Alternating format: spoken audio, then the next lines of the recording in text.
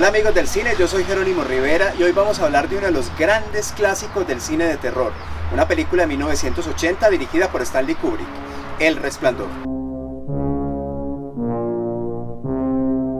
El Resplandor es sin lugar a dudas una de las películas más importantes de la historia del cine y además un gran ícono de la cultura popular. Muchas de las escenas de la película han sido parodiadas infinidad de veces en series como South Park o como Los Simpson. Seguramente si no has visto la película puedes reconocer y recordar algunas escenas como la de las gemelas en medio del pasillo de este gran hotel o el niño pequeño con su triciclo también por esos pasillos. Aunque sin duda la escena más famosa es aquella en la que Jack Nicholson derriba a punta de hacha una puerta mientras dice "Here's Johnny", que entre otras cosas es una escena totalmente improvisada por el actor. Esta película estuvo basada en un libro de Stephen King que además pues surge de una experiencia personal del autor cuando con su familia visitó un famoso hotel que al parecer está embrujado llamado el Hotel Stanley. Y además de esto pues es importante también recordar que hay una secuela de la película llamada Doctor Sleep, protagonizada por Ewan McGregor, que hace un par de años pasó sin pena ni gloria por la cartelera.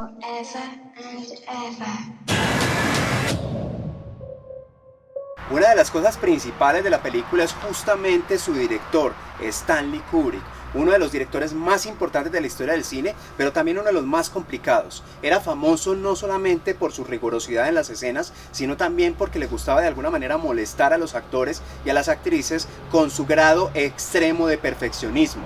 Normalmente un rodaje de una película puede demorarse unas 7 semanas, pero Stanley Kubrick en esta película se demoró 200 semanas.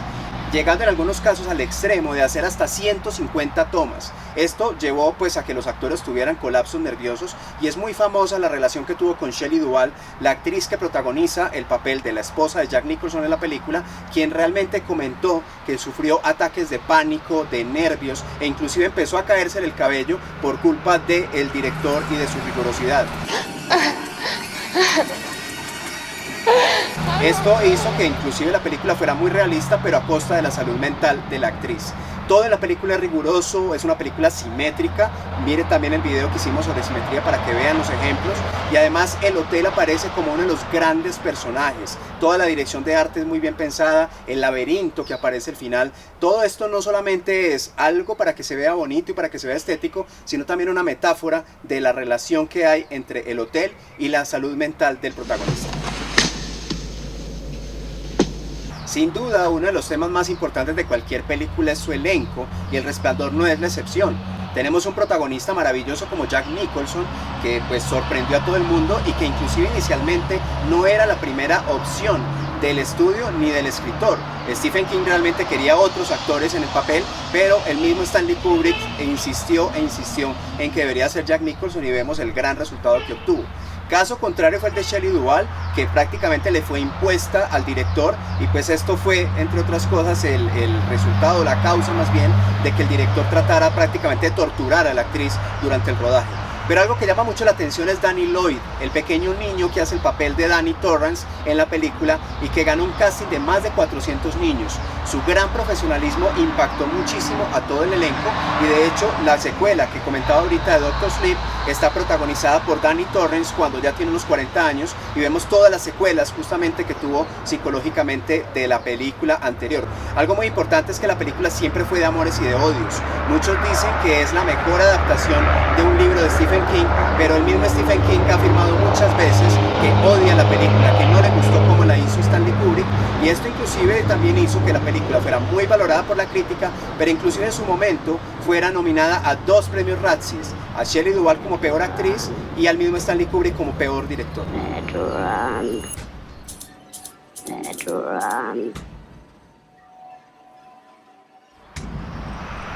Como en las buenas películas, El Resplandor va mucho más allá de su trama. Es una película llena de simbolismos.